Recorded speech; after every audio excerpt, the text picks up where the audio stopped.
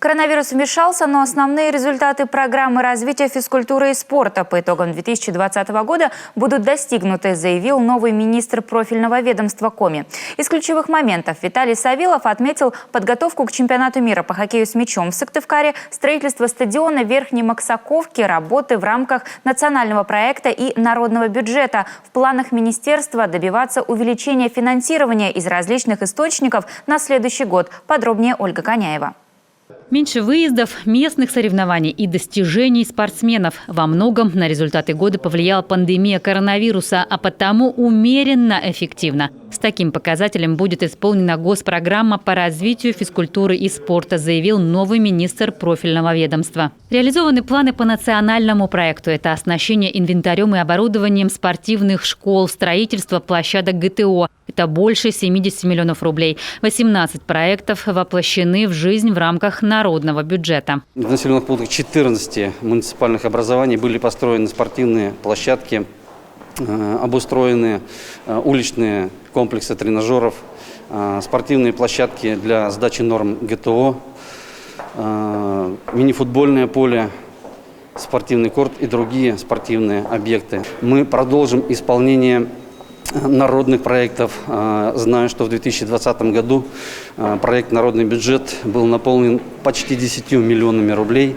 В следующем, 2021 году, ожидаем большего вливания. 3 миллиарда 800 миллионов. Таков бюджет программы на этот год. Освоено пока меньше половины, так как львиная доля – финансирование реконструкции стадиона. Там работы продолжаются. Дедлайн 29 января 2021 года. Почему низкое исполнение данных работ идет?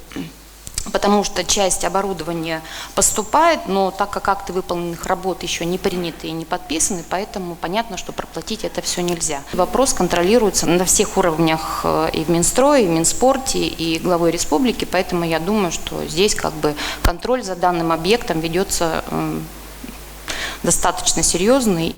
Строительство оздоровительного комплекса в Троицко-Печорске началось с опозданием. Остаток средств перейдет на следующий год. Физкультурно-оздоровительный комплекс в Троицко-Печорске. Исполнение составило 17 400 рублей, менее 1% от годового плана.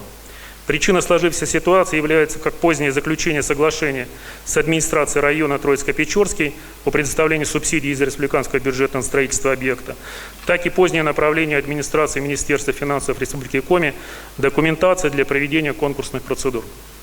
В результате муниципальный контракт на выполнение строительных работ был заключен лишь 20 июля 2020 года.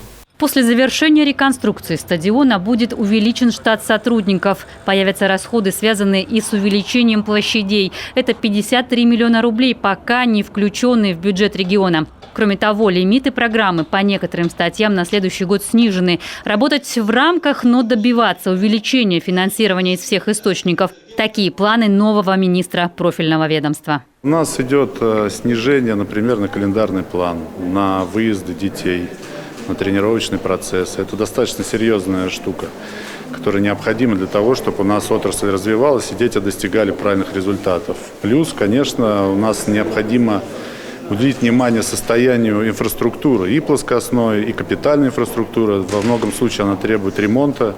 129 спортивных объектов в районах нужно капитально ремонтировать. Это примерно 700 миллионов. Кроме того, готовы проекты на новое строительство. Это еще больше 2 миллиардов. Но из планов на 22 и 23 годы пока только игровой зал к бассейну в Микуне, строительство комплекса единоборств в Ухте и оздоровительного в Обьячево. Впрочем, как пояснил Виталий Савилов, пока он все же больше анализирует ситуацию. Собственная стратегия еще в процессе становления. Нового министра я бы попросил проработать со всеми профильными комитетами, депутатами, конечно же, со всеми членами правительства программу, которую мы с вами рассмотрим отдельно. Я знаю, что вы были в командировке не так давно, вы навещали федеральное министерство.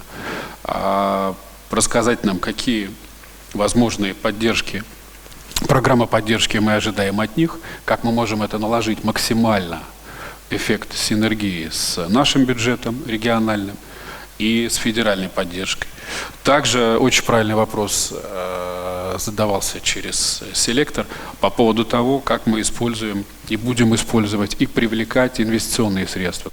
Депутаты Госсовета обратили внимание на проблемы на местах. Спортзалы образовательных учреждений используются не в полную силу, хотя резервы есть. В сельских районах не хватает медиков-специалистов для прохождения допуска к спортивным занятиям. Редеет и тренерский состав. Нужно привлекать и поддерживать молодые кадры.